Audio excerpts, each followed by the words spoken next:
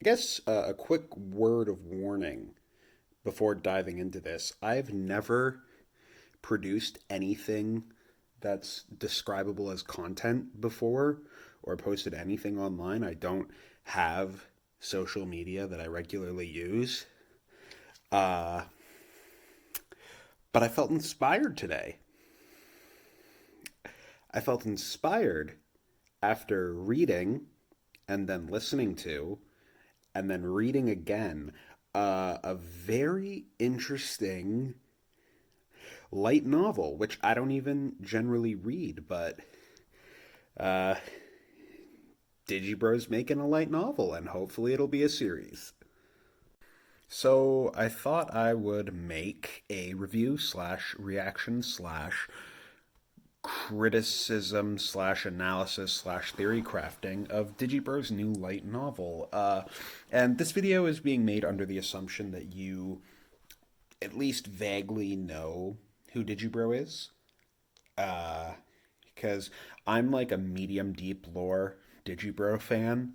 I'm a $5 patron. I don't post on the Discord or anything like that because I think that's kind of dumb, but I do give him my money. So, yeah. So this light novel is called Trapped in My Own Shitty Light Novel After Killing Myself, so I might as well court the hot ass goddess who summoned me, with an exclamation point, because there's always an exclamation point. And right off the bat, I think that the title is exceedingly revelatory as to the attitude that went into at least the conception of the series, because I mean, obviously, very famously, light novels are in an arms race of who can come up with the longest, dumbest title that just gives off like the most ridiculous shock value. I want to read this. How could this be called that whatever stupid long thing? And this title does an excellent job emulating that while also very clearly, giving a bit of a satirical edge to it, which I like. I like the title a lot. It's a good title. I guess the first thing to talk about with this book, in terms of the actual content of the book itself, is the main protagonist, Takuma, and what it is that separates him from other light novel protagonists, what it is that he keeps the same, and why these things are important. Takuma is, as tradition mandates in the isekai genre, relatively pathetic. He is a shut-in hikikomori who spends most all of his time writing derivative garbage light novels that never even made it big enough to get an anime adaptation. And he's not happy about that, but that's the life he's forged for himself. And that is actually, I think, important to note with Takuma, is that it's a life that he's forged for himself. He is, in the end, an adult. There are references to him going to college before. He's been living on his own, subsisting on the money he makes from what he writes for, I think it said, 5 years, which, I mean, he wouldn't be the only isekai protagonist to have ever had a job and supported himself, but that's important. This isn't the starting point of a high schooler, a teenager who has never had to live on their own. This is somebody who's experienced, to some extent, the harsher realities of our world, the soul crushing nature of monotonous work, and, who's been beaten down by life, not someone who's never gotten off on the right foot. This is someone who started moving and faltered and fell. And that, I think, is going to be really important for him, because Takuma very obviously is being given space to grow as a person throughout this story. It is set up in such a way that there is going to be a relatively clear arc for him to follow through, which we'll get into more detail as the story progresses. But it's definitely important to note his having been employed and having lived on his own. That's very important. And so our story begins with Takuma being involved in a terrible, terrible, terrible accident.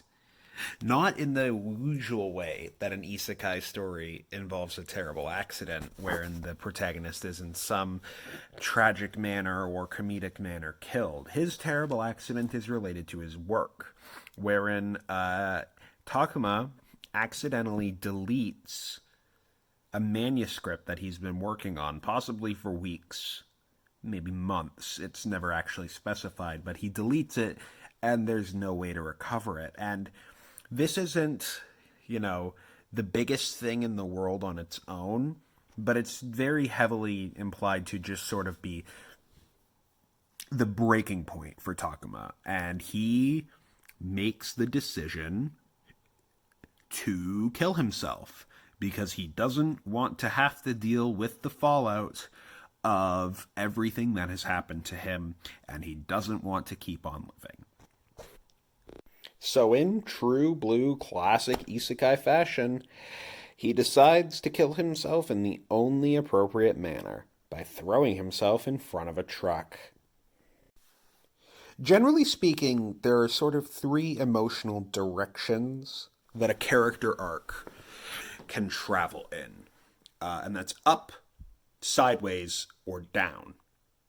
Now the problem here is suicidal action, I think, is considered by most to be the lowest emotional point possible for a person. So that begs the question of what direction Takuma's arc is going to take from here on out. The obvious answer when you start with a suicidal rock bottom character is up. That is the first and foremost possibility, I think, that anyone would consider. A story of going from sort of a suicidal person, someone who genuinely completes suicide, to finding a purpose in your life and becoming more emotionally stable, more emotionally complete, and seeing the things that sort of build Takuma up to being a healthy person again. And his whole character arc would be sort of coming to find a new passion for living, I guess, find something that he wants to do, maybe something that he wants to be. Because when you're building up a character like this, the end point is not just not suicidal. That's a midpoint on the journey. The end point on this journey would be someone who's happy with their life. Because you don't have to be happy to not be suicidal. But if we're building up Takuma, if this is the story of how these events build Takuma up into being a healthier person, then his arc will be focused on how being isekai'd sort of gave him new meaning, gave him purpose, and brought him to that better emotional state. The second option is sideways, which is a very, very melodramatic place to be if you're starting with a suicidal character. And what I mean by that is a sideways sort of emotional developmental direction, character arc. Things don't get worse for you and they don't get better for you.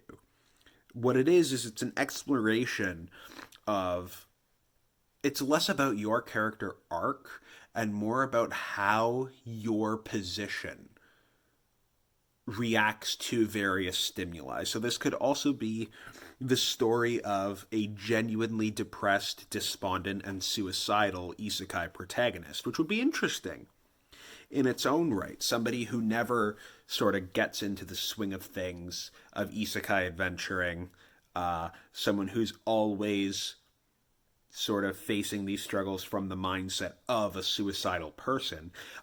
It doesn't feel like that is where this story is going. I don't think this is going to be a flat character arc with sort of where the interesting part is how a static character is sort of responds to these situations. Nothing about the way it's written and especially later stuff indicates that that's what's going on. Um, and the third option is a character arc down, which would have to be very, very carefully done and deliberate. And it's a point raised later in the book, actually. So we'll get to this in more detail. We'll get to the downward emotional arc when we get to sort of the finale, which is where this idea is sort of explored more deeply. But the general idea is that you start with a character at some emotional level, and in a downward arc, you tear that person down. Sort of just remove the front layers and peel back and look inside of them and see who they are. So it's more about character revelation in the face of immense stress and trauma and difficulty. And I think this story will be a combination of up and down, as most technically are, but I think it's going to very harshly contrast up and down overall.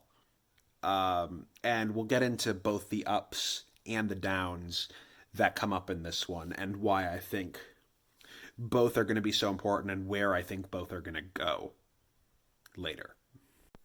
So after Takuma kills himself, he finds himself floating around in the void for a short while. Nothing of particular note happens in the void. He hears a voice, a woman's voice, calling from inside his brain. He has a few musings. He doesn't really, feel in the same way. It's all a very existential moment for him, right? But after his short time in the void and his short brush with what he thinks might be the Christian God, he awakens to his real fate. Not an empty nothingness, but a nondescript meadow with forests in the distance and mountains on the horizon, which is a very familiar sounding environment to any isekai fan, because he is officially in Starterland. So in this field, he's met with a big-titty, blue-haired, scantily clad goddess. Not Aqua, different goddess, but, you know. And they proceed to have a conversation about sort of where he is and why he's here and whatnot. And the conversation itself is thoroughly uninteresting, I think intentionally. It's all isekai exposition, right? Like, so this big titty blue haired goddess is named Ether. And she shows up again later. She's important. You need to know her name. She is the eponymous goddess of this story. And she explains to him that he has been summoned specifically to defeat the elder god demon Yog-Sothoth from Lovecraftian lore. Obviously, it's not the same as Yog-Sothoth because, it's different than the real one, but it's called Yog-Sothoth because H.P. Lovecraft is in fact public domain now, so you can just call shit what he said. But he was summoned to defeat Yog-Sothoth by this pantheon of gods that rule over this realm. Yog-Sothoth, however, is infinitely more powerful than all of the gods, and so they summoned him because they believed that he would be able to grow more powerful than even they are, and than they could comprehend.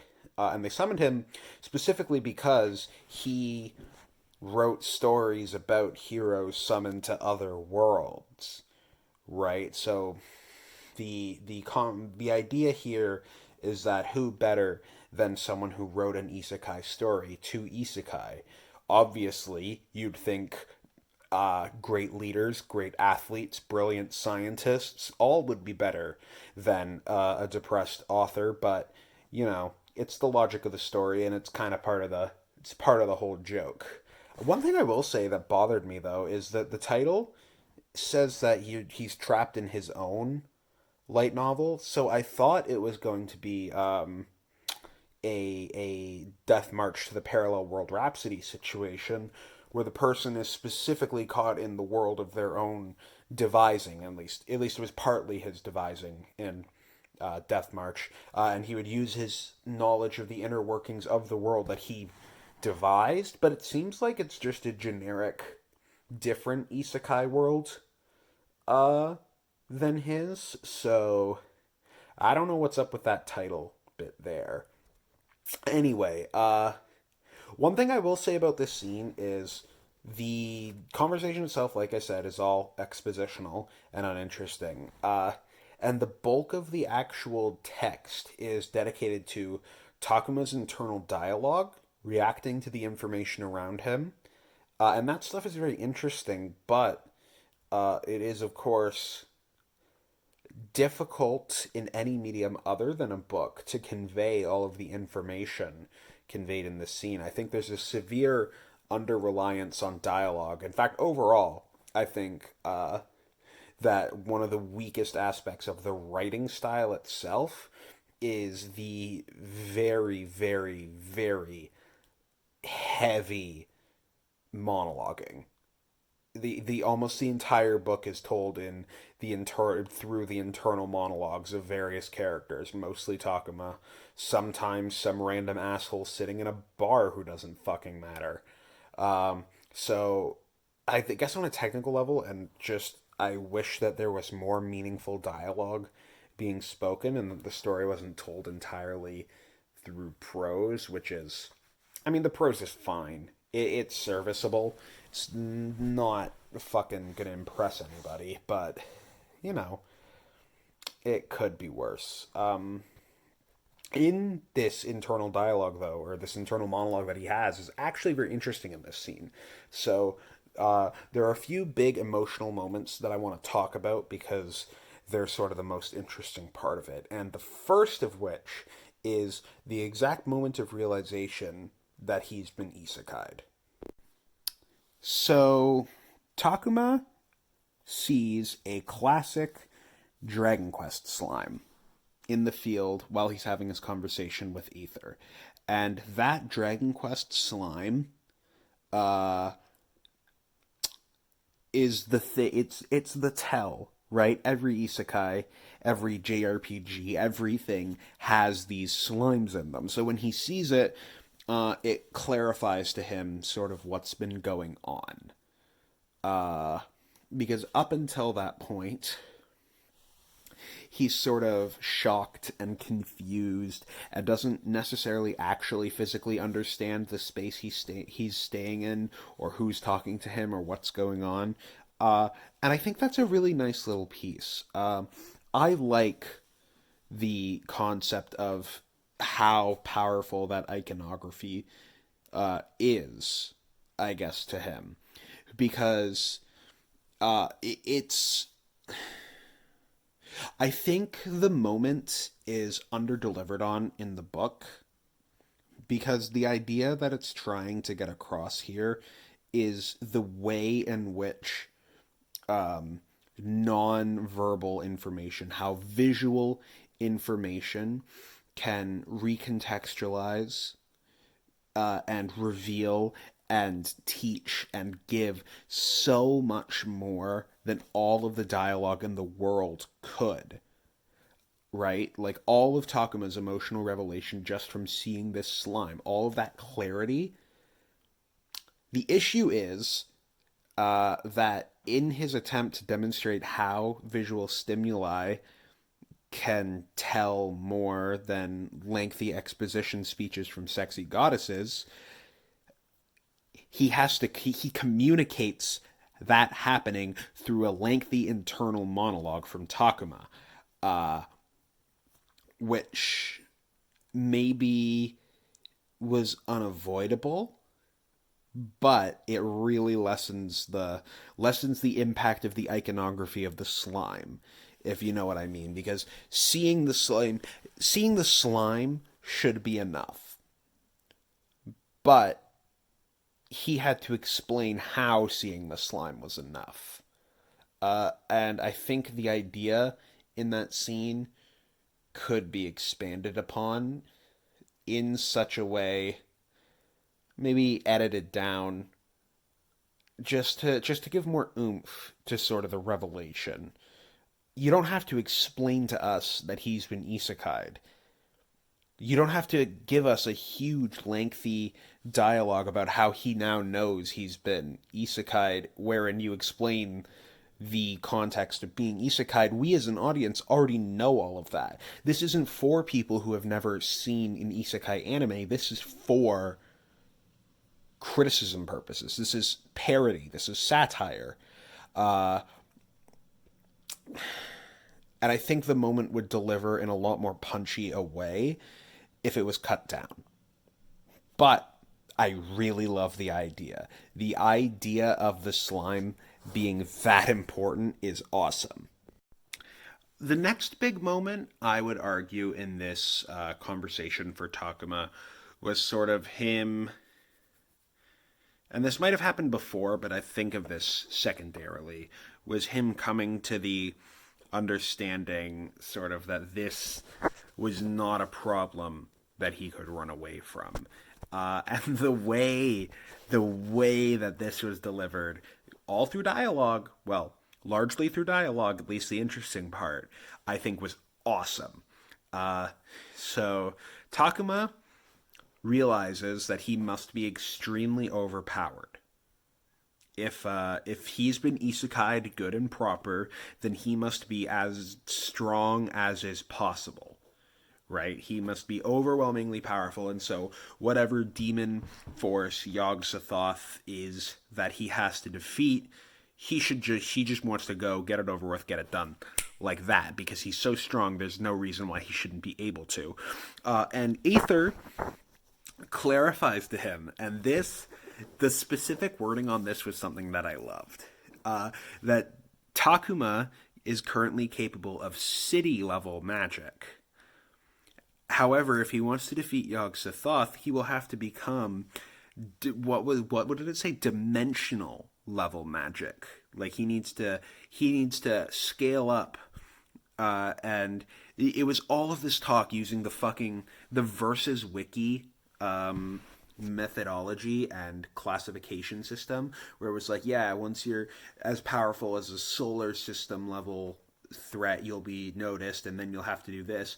And I thought it was a great scene. First of all, because it contextualizes immediately the scope of it for enthusiasts of sort of the concept of power scaling in fiction. We immediately understand sort of the levels that we're working with here. What it also does is it preserves multiple important isekai tropes all at once. It explicitly explains how these tropes will be preserved. First of all, overpowered protagonist. So, we have a city buster level magician right off the bat. So we are clarifying that immediately our main character is powerful enough to destroy a city with his magic, if he so chose. Which we can assume, based sort of on the context clues, and especially what we're shown later on, that this is insanely powerful.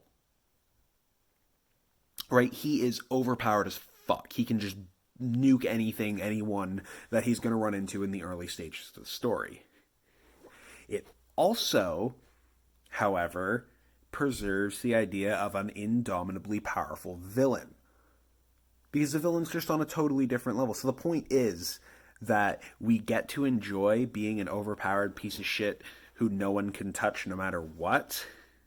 And we get to know that he has lots of room to grow as a shonen-style protagonist.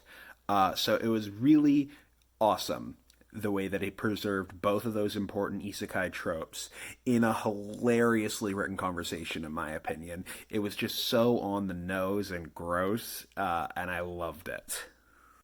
After that, something that I really liked was the whole segment that led to him declaring... I guess he didn't declare his love for Aether, but the declaration, sort of, because the second half of the title is, I'm going to court the hot-ass goddess who summoned me, right? So we get that bold declaration where he says to her face, I'm going to make you fall in love with me. And the reason for that is, in their conversation, Ether clarifies that it will largely be up to Takuma to find his way and become more powerful so he can defeat Yog-Sothoth. However, she'll be there to support him in any way in any way he needs.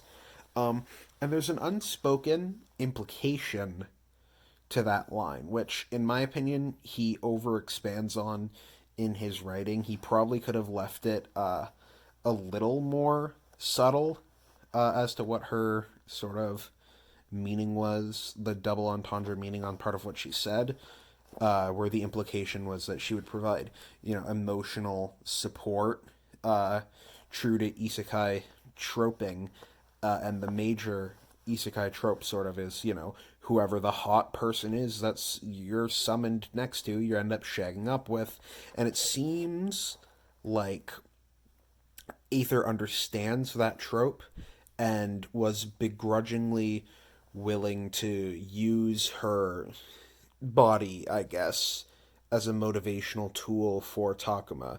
And Takuma, being very genre savvy as he is, understands the implication and understands how uncomfortable that idea seems to make her. And so, instead of being excited by the prospect of getting to sleep with the hot goddess or whatever, he feels sort of lowly and disgusting, like he's pathetic for having to have that offered to him in the first place. And, in a moment sort of realization that he can't escape his situation and that this person is, you know, seemingly somewhat disappointed and disgusted by him as their conversation went on, what Takuma ends up resolving to do is he finds his purpose for going on this isekai journey to defeat the demon Yog-Sothoth. And what he declares is that he will make his purpose to make Aether fall in love with him. And that's interesting, I think. It's the same it's not the same declaration. It's similar to the declaration that Subaru makes in ReZero. Of course, in response to that declaration, Aether, obviously very surprised by it, does a classic anime thing in Digibro's voice acting. It's just beautiful. Strongly recommend you listen to it, if for nothing else than for Digibro saying the A in response, the really extended, drawn out one. Turns out, if you aren't speaking Japanese with a Japanese accent, that sounds even dumber than it does normally in anime. Anyway, I guess the thing that I like about this is giving sort of direction. Maybe not direction. His direction is set by his quest. But there's the external motivation of what he's trying to accomplish, and there's the internal motivation of why he's trying to accomplish it. And those are usually different in characters. And in this case, it's an explicit stating of what his internal motivation for doing his external actions are. And it's kind of, I don't know, it's funny, it's true to the isekai genre while being very stupid and enjoyable for fans. And I've heard people complaining, actually, that the whole love declaration thing, oh, it didn't come up again in the whole light novel. What are you doing? Was it even going to be worth anything? Why is it called that? And it's like, my thoughts on that are mostly that we only got a very, very, very brief introduction. We have barely gotten anywhere in this story. We are out of chapter 1. This was not even a light novel, technically. This was basically a light novella or a short story in terms of length. This story has a lot of room to grow, so things not coming back yet is not a big deal in my opinion. But yeah, in terms of the conversation, those are the things that interested me the most after this conversation between Aether and Takuma, where they lay out sort of everything that's going on and what's going to be happening. We actually get a 1 month time skip, which I was at first extremely confused by, but eventually, like, I won't lie, when I was reading it for the first time, I was like, what the fuck is going on here? Like, who is this? What's happening? Because the next scene cuts to the perspective of a random other fucking guy who no one's heard of, internally monologuing at himself as he drinks for, in the fucking thing, like in the read out version, like 15 minutes. It is such a long segment, or at least it feels like it. And he sees someone who I didn't even realize was Takuma at first, sitting at a table with Takuma. Apparently found biddy number two, sort of like harem girl number two, and it is red-haired lolly rogue named Exia. And this guy sitting at the bar sees those two talking with each other about something important. Blah, blah, blah. He hates Takuma because Takuma's a foreigner. So the implication, I think, is since Takuma is Japanese and he's a foreigner, that all of the endemic people in this isekai world are white, because they're certainly not black.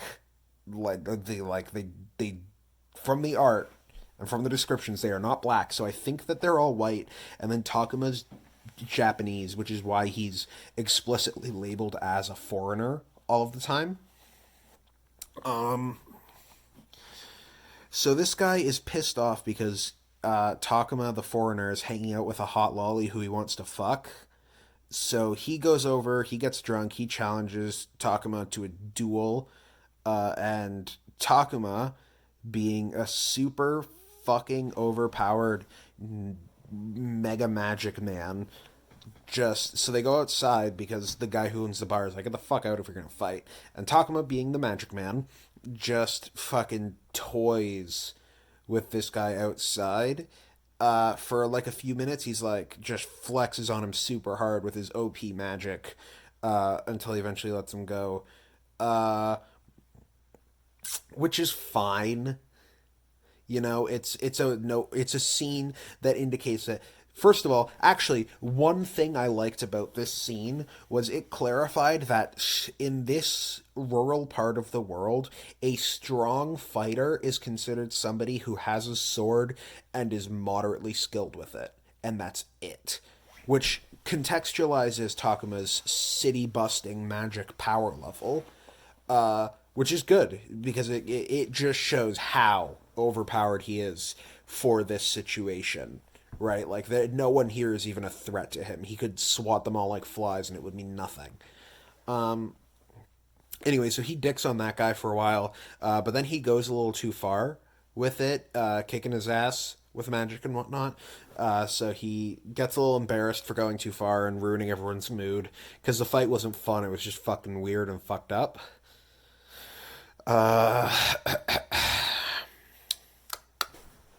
Since the fight was all fucked up and whatnot, he flexed on him a little too hard, but apparently he flexed on him just enough that it made him look super alpha to the hot lolly he was hanging out with. So that turned her on, and they ended up going and fucking.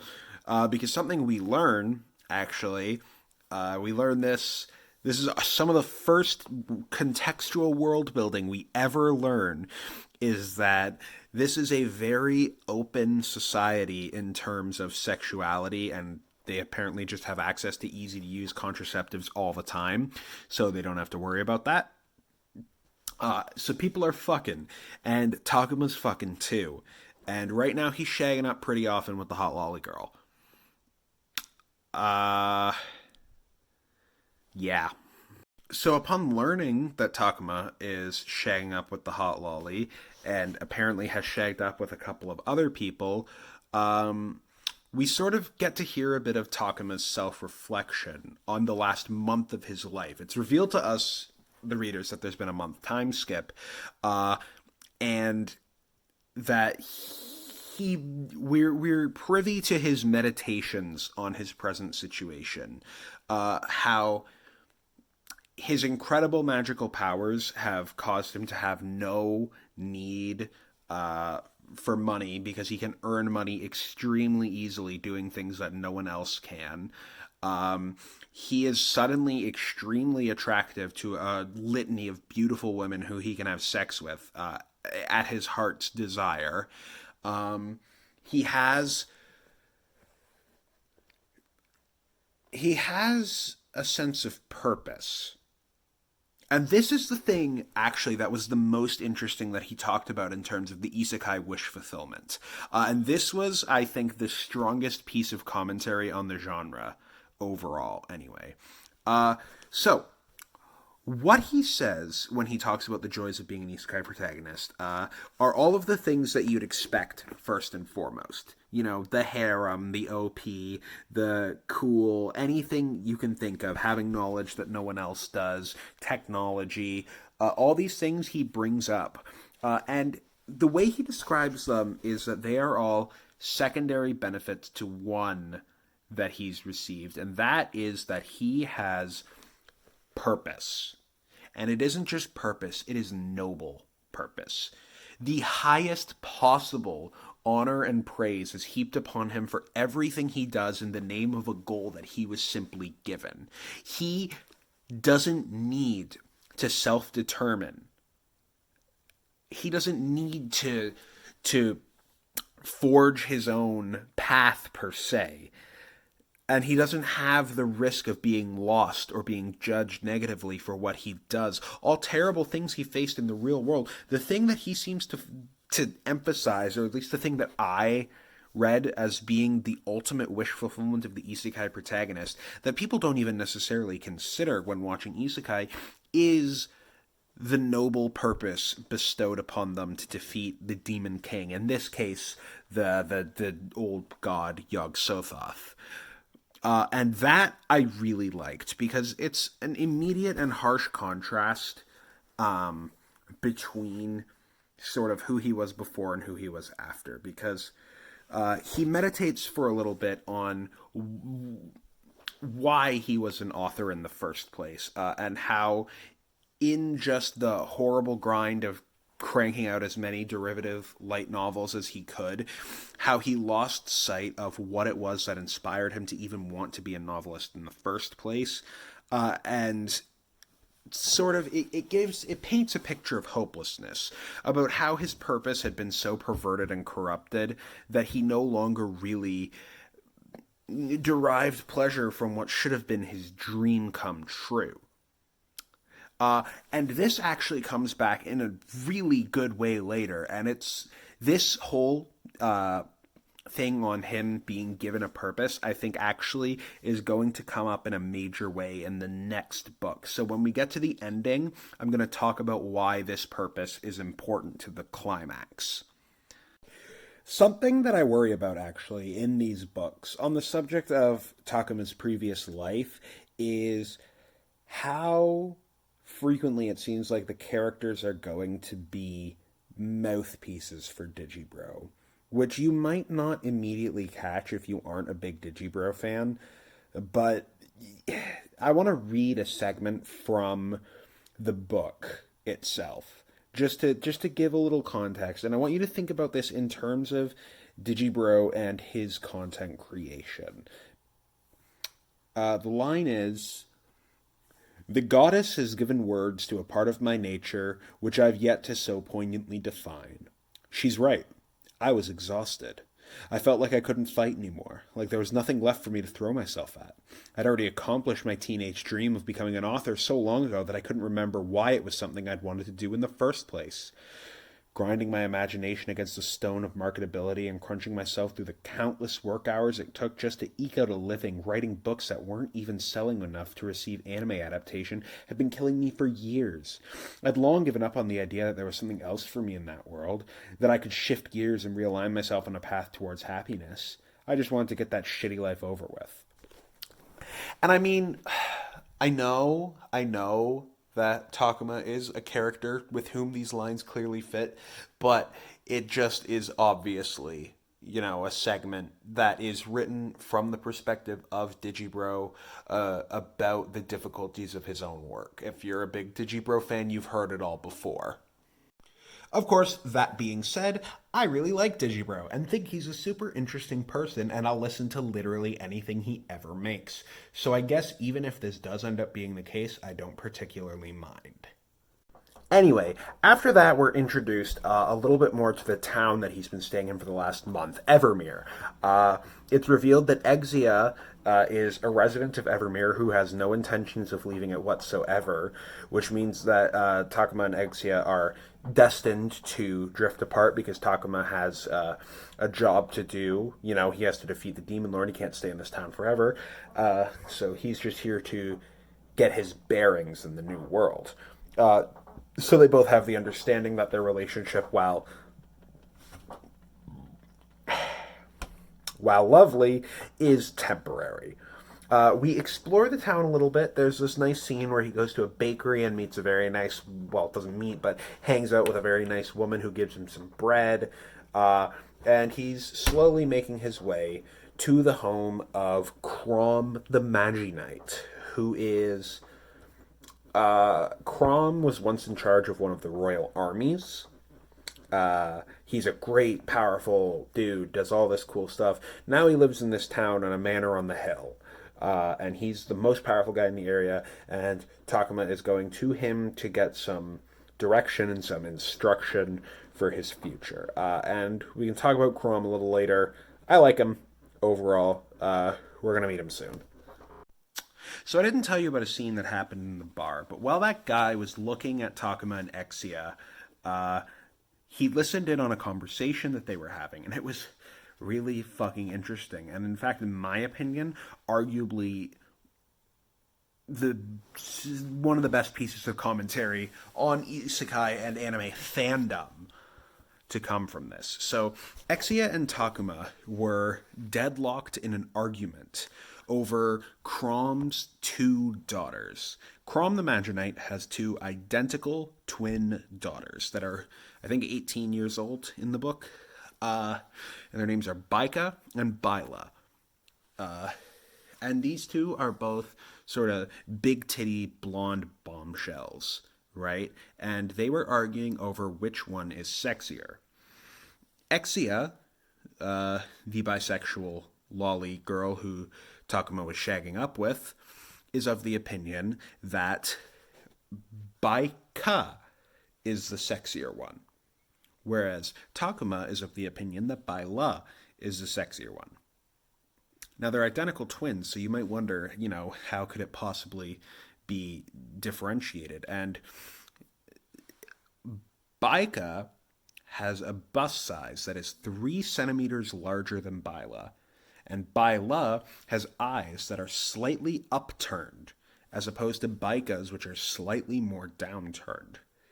Now, these are the only two possible methods by which you could physically differentiate these two people. Okay? But these two are deadlocked in an argument, insulting each other, saying, "Are you blind? How can you not tell? The big titties are obviously better when they're marginally bigger." Or, the eyes upturned is naturally sexier. Which, it's hilarious, right? When you first hear it, it's really funny to just listen to two people argue about which anime girl is sexier. And, well... But the scene isn't just in here for no reason. What's interesting about this scene, of course, is that it's a commentary on how anime fans discuss anime girls. It's not a super deep commentary, but it's pretty apparent that that's what he's going for. And it becomes much more apparent when we actually meet Baika and Bila later. As it turns out, Baika and Bila are two very, very, very different people. Baika actually has a bit of the hots for Takumi. She's more I guess, bullheaded than her sister, a little bit naive, and she was never very prone to mastering magic that her father tried to teach her. So she worked with the spear. She was a physical fighter, whereas her sister was more down to earth, a little bit more withdrawn, less interested in Takuma as a person, and particularly interested in the magic that her father teaches her. So really, in terms of personality and interest in Takuma, they are polar fucking opposites, right? And they look almost identical. So it should be obvious to any person that the deciding feature in which one is more attractive is their personality. But it is the absolute minutia of their physical appearance that these two obsess over, Exia and Takuma, in their argument. And that, I think, is awesome.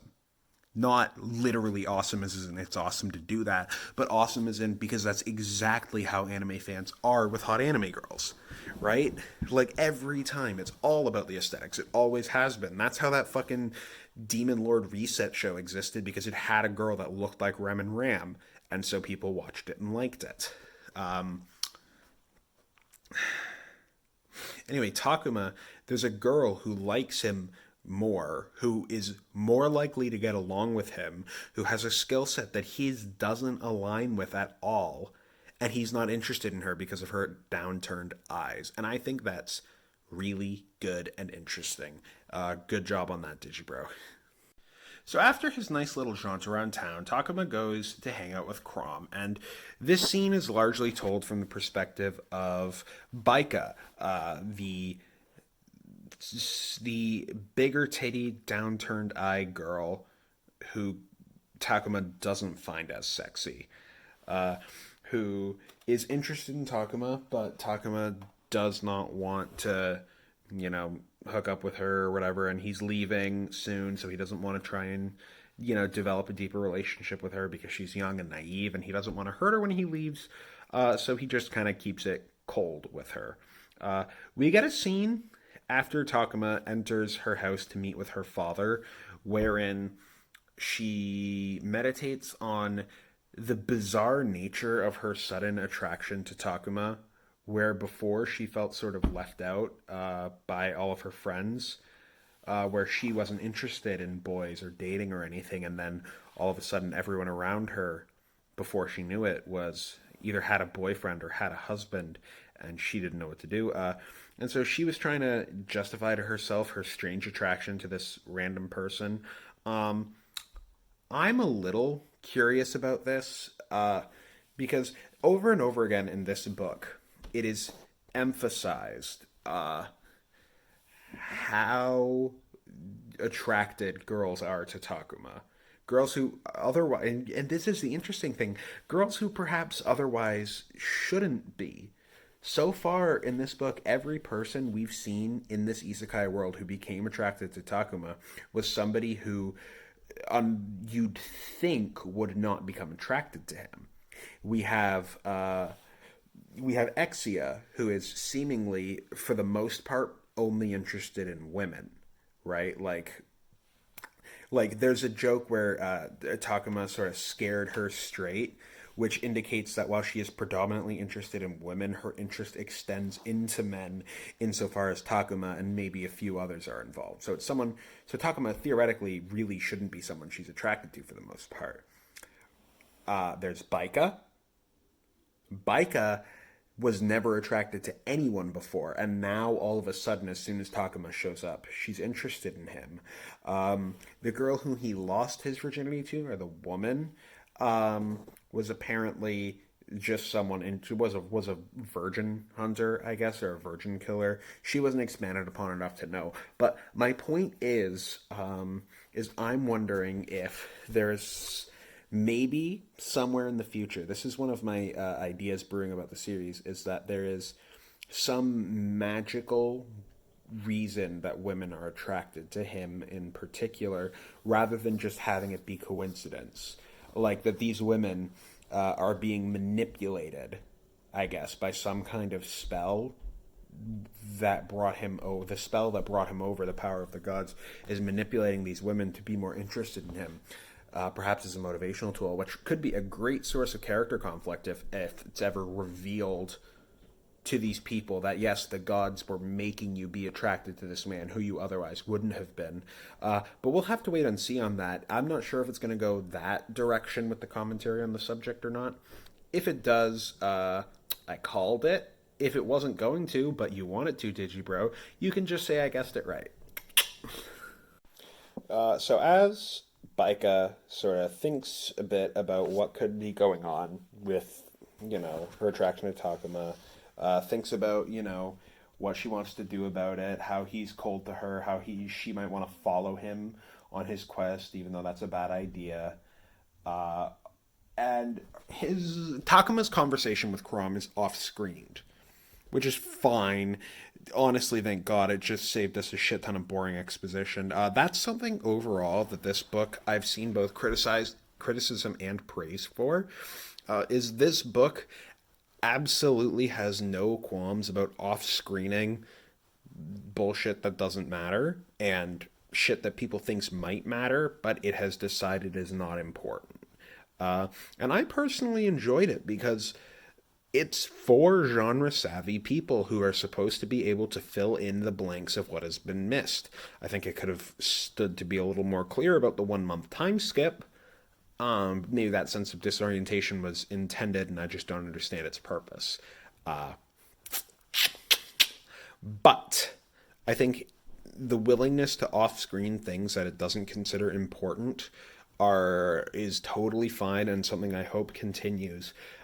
His exposition conversation with Crom being ignored in favor of giving us sort of an introduction to the character and, some interesting pieces of information to chew on about Baika, I was totally happy with.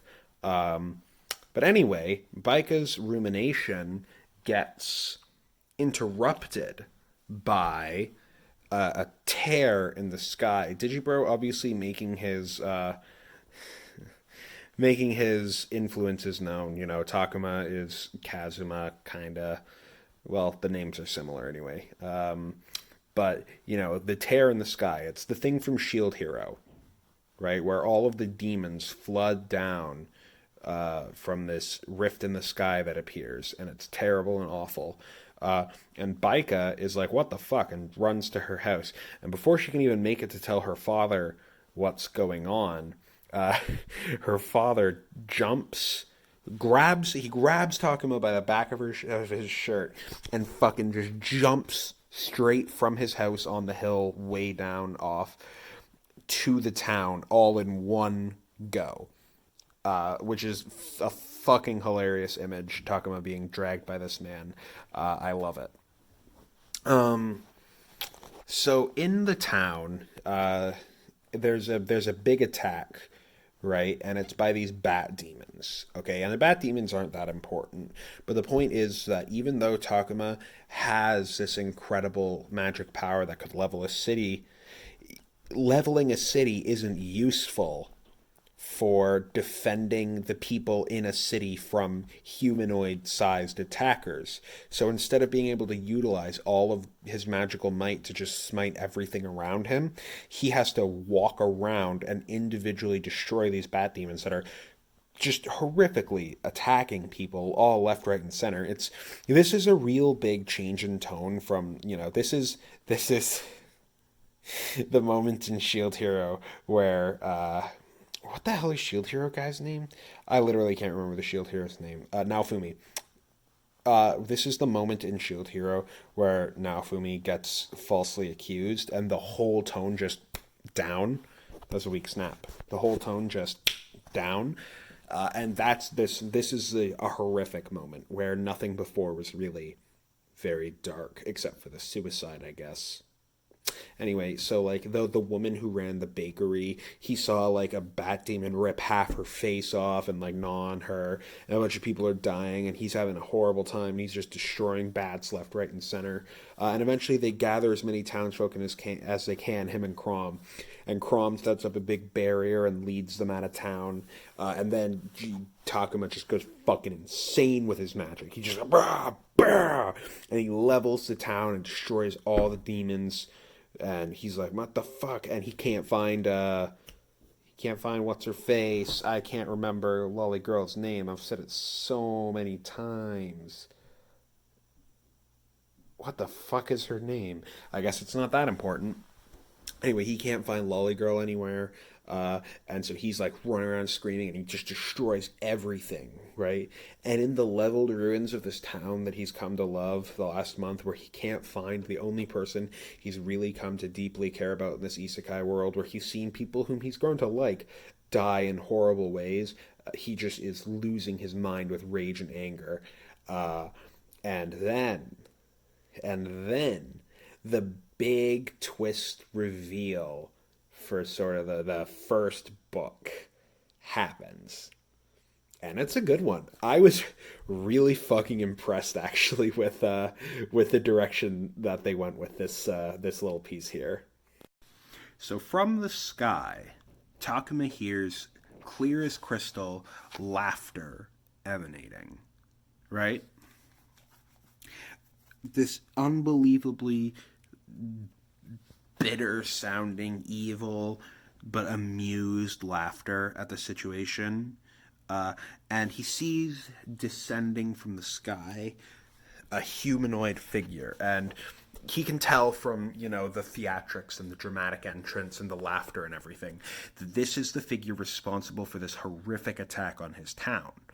So he does the logical thing and he uses his unbelievably broken magic powers to attack this person to absolutely no effect. Whoever this person is, they're totally immune to whatever power he has. And they come down and, Takuma tries his best to do something, and this guy just immobilizes Takuma like a bug, like he's nothing. This person is so much greater in terms of magic that it draws a very specific parallel to Takuma fucking around with that guy in the bar fight and like freezing him with his magic. That guy does the same thing to Takuma. But the weird thing is this super powerful person who came from the sky is Japanese, which, I mean, everyone else in this world, I guess, is white, so that's noteworthy. And so he introduces himself to Takuma. He says, my name is Akita something, I think. Akita? Probably? Anyway, my name is Akita. And here's some exposition. And Akita was a lawyer, a budding lawyer, I believe. Like a young professional Japanese man with a pregnant wife on the way, who is living a great life, starting a family, all that. And the other day, in his brand new car, he was hit and killed by a truck. A truck which careened into an intersection after some fucking asshole jumped in front of it and killed himself. Which is to say that Takuma's suicide also cost the life of Akita and Akita's unborn child, who is survived only by his wife. This is a huge revelation to Takuma. He's just absolutely fucking gutted and destroyed by the thought that his careless suicide, which it was careless, he didn't think twice about anything he did, led to the death of an innocent person. But this innocent person had a fucking plan, because Yog Sothoth claimed this person's soul and gave him the opportunity to take away the good things that Takuma was going to receive, or rather, he was offered the chance to kill Takuma. But what they came up with was an even more insidious plan. What Akita did was he let Takuma... So yeah, Sothoth claims this man's soul, and he says, how would you like to kill Takuma for what he did?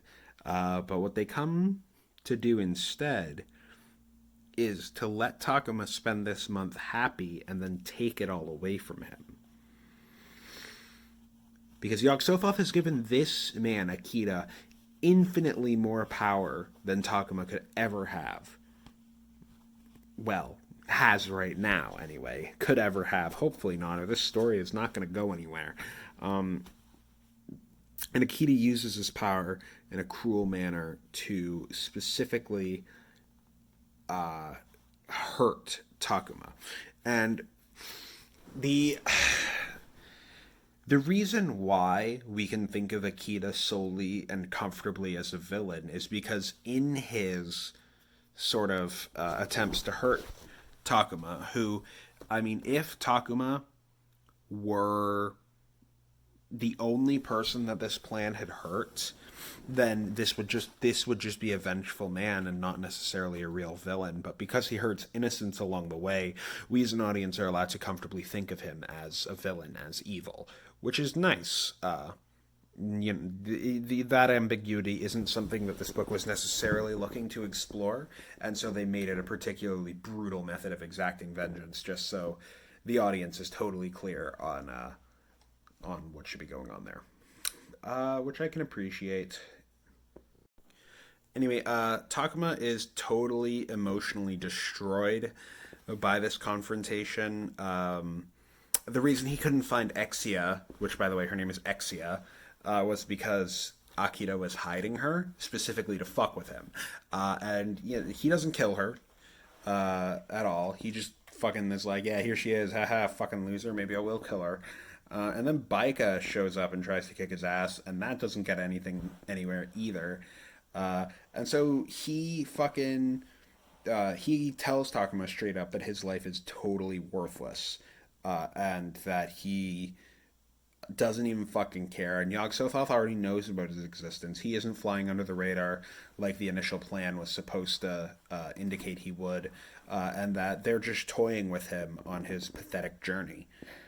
Which is hilarious because obviously, as readers, assuming this continues, we know that he eventually will succeed, and so they're letting him flail around as the villain easily could prevent his own undoing simply by destroying Takuma now, but he won't, which is as these things go. But it's dramatic irony for readers, which we can all enjoy.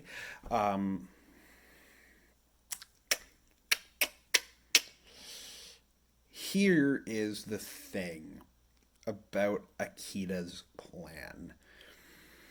And this is something that I kind of liked about Akita, and how his plan factored into Takumi and where I think this is going to go. So, Akita doesn't have the power to take away the thing that Takuma has gained that was the most important by being isekai'd. Remember we talked earlier about how it was that divine purpose, that noble purpose, that was the most important wish fulfillment of isekai. And Akita's existence, he can take away the comfy village. He can outclass his power so much that he might as well not even be powerful. Akita can, hurt his lovers, destroy their attraction to him. He can do everything and all of that and all of the joys of isekai, right? That's what he's aiming to take away because he thinks Takuma's life is valueless, so he can give him these nice things and then take them away. But what Akita fails to realize is that he hasn't taken away the thing that Takuma gained that was the most important, which is the noble purpose. In fact, Akita's massive act of villainy only solidifies the absolute necessity of Takuma's goal and his mission. And I think that's actually really nice and probably going to come up in the later books as sort of Takuma's rallying point, right? Because Takuma has to come back from this. Right now, after this happens, he's at a fucking low point, and that's basically where the book ends. Like, this happens, Akita fucks off, and then Baika literally carries his ass out of town to go to the southern capital where he agreed to, and the book ends. That's it.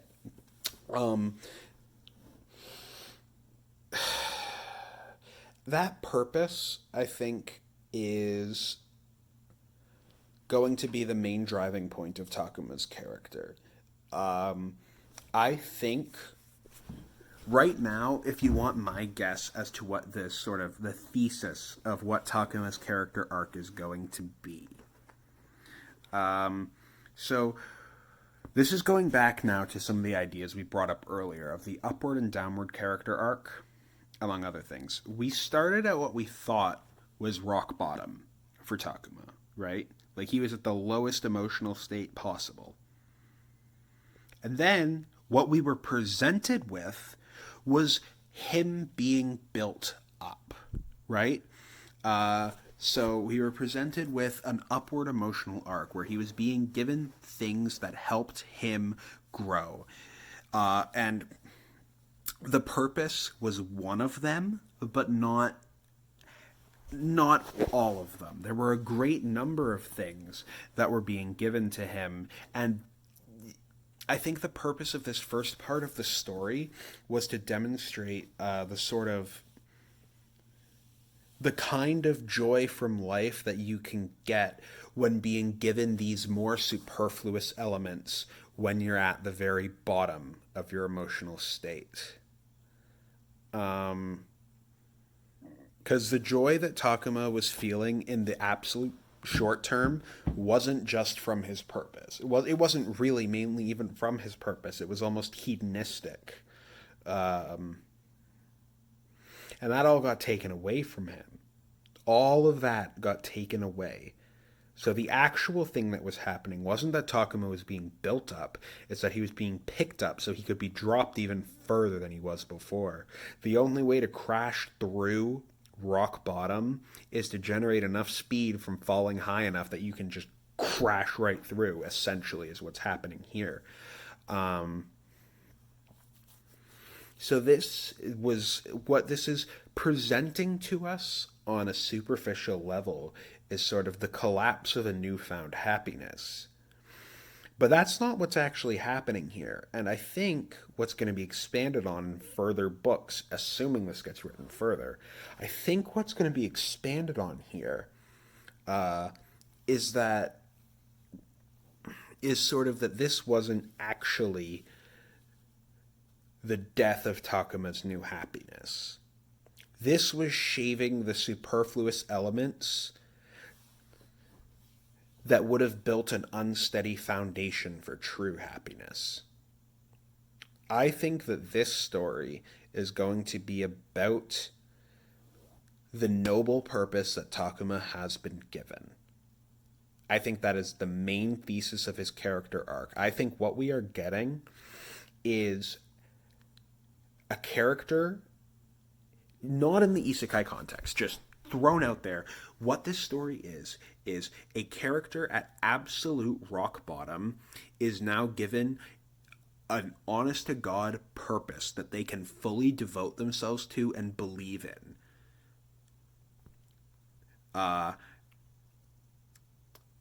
And with that purpose, they build themselves up. They build themselves up again. That's what Takuma is going to do. This story, I think, is going to follow the trajectory of watching Takuma build himself up again as a new and complete and happy happy person around the purpose that he's been given. And I think that's what Digibro is going for. I think that this is not the last case of horrible tragedy that will befall him, but I am not of the opinion that that any of the terrible tragedies that befall Takuma will be existential ones towards his end goal of defeating Yog-Sothoth. At least not until he can either self-determine a more important purpose, or until a new purpose is revealed to him when it's revealed that defeating Yog-Sothoth is not the noble goal he thought it was. I don't actually necessarily believe that this will end up limiting itself only to talking about the role that his newfound purpose plays in this situation, in this rebuilding of himself as a human. I think it will be an examination of the things that are most important for someone to have and find to rebuild themselves, to sort of come up from rock bottom. So it may be that, he has a purpose. It may be that he makes meaningful and genuine connections to other people. It may be that he finds something that he can really put himself into, some work that he can do to improve at. It won't be that he's the most powerful mage in the city. It won't be that he has a sexy harem of isekai girls who all want to fuck him. It won't be that he doesn't have to deal with the 9 to 5 grind anymore. Those are not the important part of the isekai wish fulfillment, and I think what this is going to be about is highlighting what the actual wish fulfillment is. What I gather right now, and of course, when the next part comes out, my opinion could totally change. It all depends. But what I'm gathering right now from reading all of this is that Digibro is trying to explain isekai.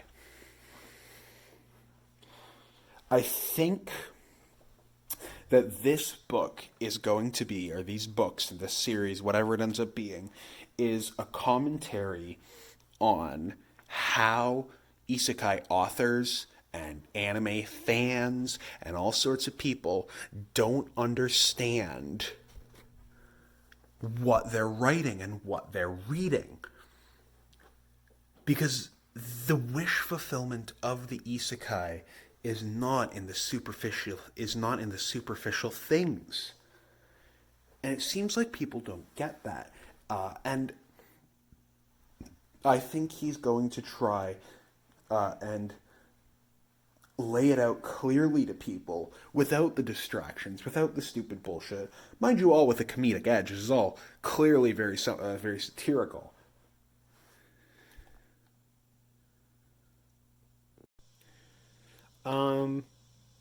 But that's where I think Takuma is going right now. It feels to me like bad things are going to keep happening to Takuma, and they're going to hurt him, but they're going to hurt him in ways that are recoverable because they don't affect the things that are the most important. And I think these bad things are going to be used as a tool to highlight what is most important, what you can build yourself up around. And that, in my opinion, is where Takuma's story is going, based only on this tiny, absolutely minuscule fraction of a book that we've gotten so far. As for the other characters, I think it's impossible to know about Ether.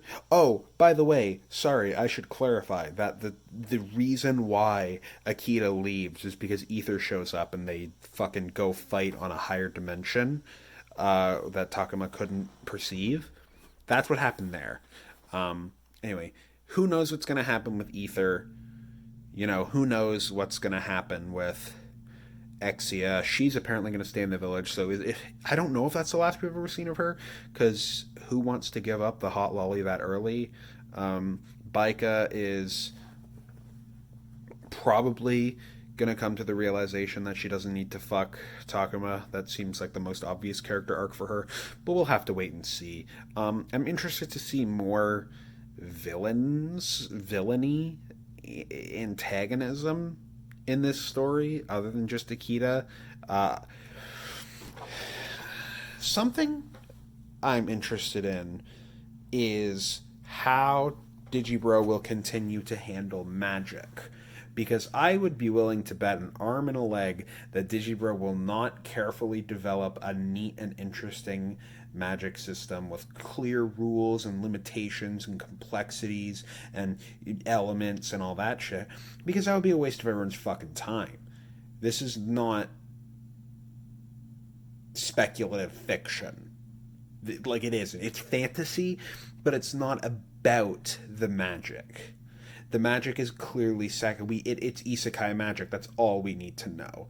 And I've heard people complaining about that, and I think go fucking read Mistborn if you really want that, because this is obviously not the place for it, in my opinion. Isekai in general has never really been that focused on its magic systems anyway, and this is a satire of most isekai, so don't get your hopes up on that, would be my advice. Digibro, if you have a hilarious or, satirical magic system of some variety, maybe something that's just way too overcomplicated. There were baby hints that, there was the incantation is like machine coding, computer programming thing, but I don't know how much Digibro knows about computer programming, so maybe he'll really pull on that alibi, and it'll be like, Takuma will spend 7 weeks trying to figure out why his spell can't call a class that he's clearly fucking defined in the header file. What the fuck is wrong with this piece of shit computer? And then he'll realize that he just forgot a semicolon in one of his things, and then his magic spell will work and he'll save the universe. Maybe the computer programming fucking allegory will really push through, but probably not. Right? It's not fucking important, right? You gotta focus on what's important about this. And in general, I think that is the key takeaway that you have to have. This is not the kind of thing I would recommend to most people to read. And if you are reading it, what you're going to get out of it severely depends on what your expectations are. And I, fortunately, had the right expectations, because they were set first and foremost by that shitty piece of crayon art that the thumbnail was for the original audio recording of the first book. And my expectations were that it is... Here is what you should expect, I think, from the upcoming parts. The reason why I say you shouldn't expect him to develop a magic system is because well-developed magic systems aren't a trope of isekai. They aren't interesting or unique or developed in a manner specific to the medium and genre. The reason why I expect you should find things like his relationships with the attractive women around him are closely examined is because that is a hugely important part of isekai. So what you should do is think about the tropes of light novels. Think about the tropes of every bad wish fulfillment fantasy that you've ever seen. Those are the things that are going to be focused on in the context of this world. Not magic systems. His prose probably won't be focused on either. He wrote this in a day and didn't edit it, right? Because the prose is always bad in fucking light novels. I think what you should expect to be expanded on is what is important to light novels conceptually. And that will give you the best reading experience if you don't go in expecting anything else. Holy shit, I talked for a long time about this fucking book. I guess I'll timestamp the interesting things that I say, so that way that people can, watch it without having to listen to the recap if they don't want to. But I think the recap is honestly kind of important to what I was saying, because I'm reacting to it directly. I probably honestly have more to say about this. This was just my first, thoughts and impressions going through it. So you might actually see even more from me about this, especially if new stuff gets released. I'm fucking on that shit. If this gets 5 views, I'll be surprised. But I'm mostly making it for me. And maybe, Digibro, if you see it, tell me about why I'm wrong about shit. Or don't. It's up to you. It's your life. I know you watch everything that's made about you on the internet, but I highly doubt you would have the patience to sit through fucking hour-long guy rambling about something you made in a day. So, on that note, I think that's enough talking. Did I forget anything important? Oh, right. The powerlifter is the best guy. I forget what his fucking name. He had a funny ass name. It was like Buck something or other. He was that real shit. I like that guy. Um. So anyway, if there's more to say about this segment of the light novel, or if he posts a new segment of the light novel, I'll probably get back to you with even more content. Toodaloo.